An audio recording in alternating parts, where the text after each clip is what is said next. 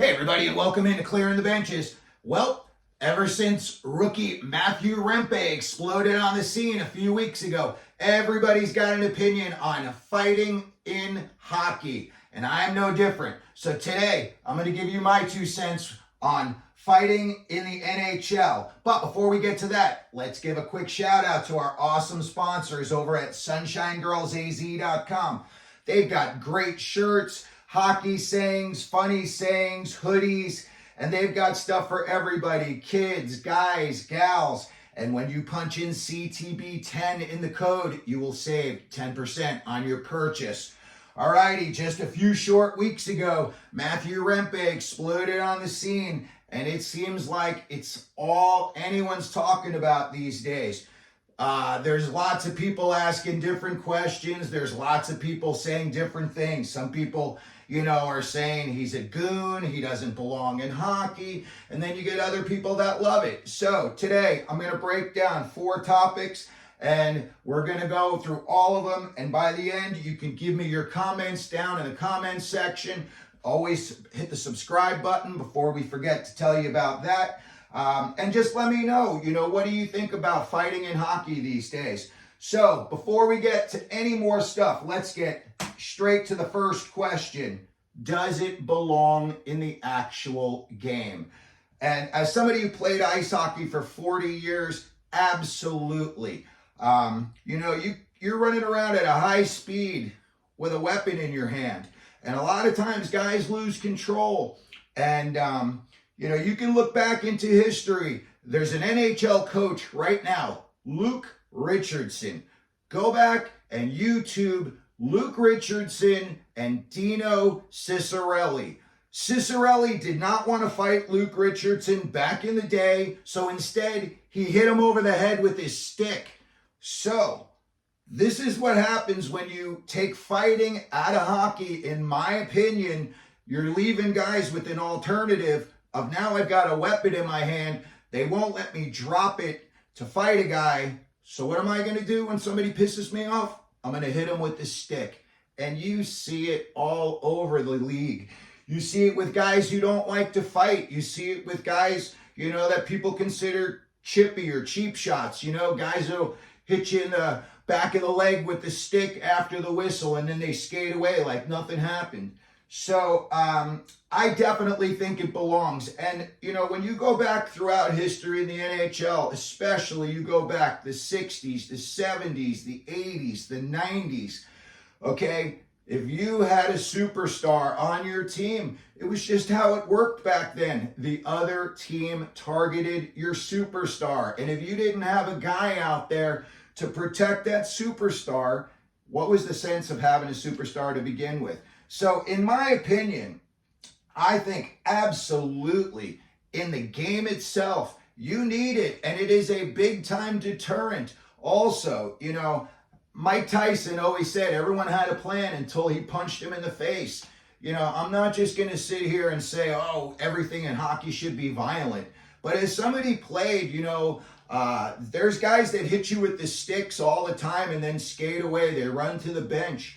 And sometimes you lose your cool, and guess what? You sock the guy. And maybe you go to the box for a couple of minutes. Things have changed a lot since I was a kid. When I was a kid, let's say 1980, I know some of you, that's the Stone Age. But when I was a kid, like 15 years old, you got into a fight in a youth game. They threw you in the penalty box for 5 minutes. And after that 5 minutes, you just came back out and played again. And it was after your second fight in a single game that they tossed you out of that game. You didn't get any 10-game suspensions or anything like that just because 2 kids let off some steam.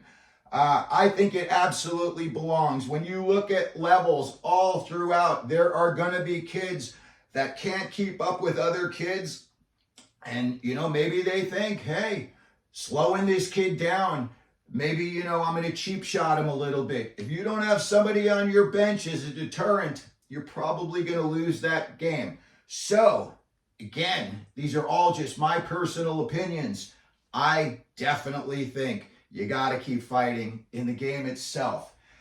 Second up, staged fights. Absolutely not. I hate it. Everyone's giving Rempe a bad name. Oh, all this kid does is fight. Jesus, watch the kid at the red line during warm-ups, and there's a line to get into CBGB's to say, hey, you want to fight me during the game tonight? I mean, give me a break. If I were the kid, you know what I would look at somebody and say? Give me a reason to fight you. Piss me off. That's why guys used to fight. Guys used to fight because they were pissed off. Now it's like, I don't know, it's all this staged, and then after a fight, the guys are tapping each other, telling each other, good fight. I don't know, that just seems too I don't know, watch wrestling, WWE, all that stuff. That's where that belongs. I want to see two guys that are genuinely pissed off, genuinely don't like each other. Maybe they've got history against each other in the past, but they're not fighting each other just so they can go, hey, everybody watch, I'm going to get in a fight and watch me, posture up before the fight. Stupid. Look at the guys who made a big-time career out of having physicality and scoring abilities in their games, okay? Throughout history, Domi and Probert, yeah, they had those big fights, and everybody said, holy cow, tonight they're going to fight. That's because they hated each other, and they could not wait to get the opportunity to punch the other guy in the face. Not because hey, I'm going to get 5,000 likes on Facebook today. No, staged fights, get it out. The whole idea of a guy skating up to another guy at the red line during warm-ups is ridiculous. If you're going to fight a guy, you're going to fight a guy because one of two reasons. One, I'm sticking up for my teammates. You went after a smaller guy, a guy who's more frail, maybe a guy who's more skilled that doesn't like to fight, and you targeted him. Now we're going to have a talk, okay? Or just two guys that genuinely don't like each other. And, maybe they fought 3 times in the past and just standing next to each other, they can't wait to just drop the gloves and go at it. That is fine. But staged fights like it's happening lately, especially this year, and I'm sorry, all you guys saying, oh, Rempe's just a goon. Look at what's happening. Every single guy, 4 or 5 guys so far, have said, hey, you want to fight? I think Reaves may have been the only guy that didn't go up to him right before and say, hey, let's fight. It just kind of happened during the game. Staged fights, get them out. Next up, people that are going to say that fighting is too violent for the sport and too many people are getting hurt because of the fights that are happening. I went back and I looked up some numbers, okay? Concussions. All right, in all the sports, the number 3 sport for concussion, women's ice hockey. It's not from fighting, okay? Number 4 reason, sport for concussions, men's ice hockey. The 5th sport for concussions, women's soccer. They're not fighting. So when I look at women's hockey and women's soccer and I see, wow, there are actually more concussions in women's ice hockey than there are in men's ice hockey, I'm sorry, that to me, yeah, a guy can get knocked out in a fight and a guy can get hurt. But a guy is definitely going to get way more hurt on an open ice check than he is going to be a shot to the jaw. So when I look at the people that say, oh, it's making hockey too violent, I go back and I look at all of these other things, okay? These are sports that every park in America has got kids playing soccer every day, every night. You go out, these parks are packed with kids. And women's soccer, 5th on the list. No one's talking about it. No one's saying, hey, take whatever out of the game.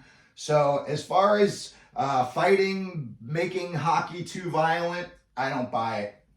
And next up, and this is a big one here, the popularity that these guys bring. Guys who drop the gloves are often the most popular players, not only on that team, in that era, but forever. okay? I'm going to give you a long list real quick right now of all the guys, okay, that are still to this day crazy popular. Probably the most popular guy. When people see him at a rink, they run to get a picture with him or an autograph from him before they do a superstar, okay?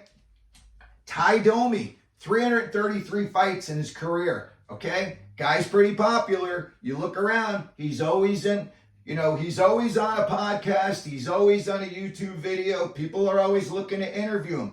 Look at John Scott, okay? Look what happened with him. He won the popularity contest in the All-Star game, and they gave him a free truck. Good for him. People liked him. They liked his story. And it wasn't because the guy scored goals. He's 6'8". He could drop you in a heartbeat if he had to.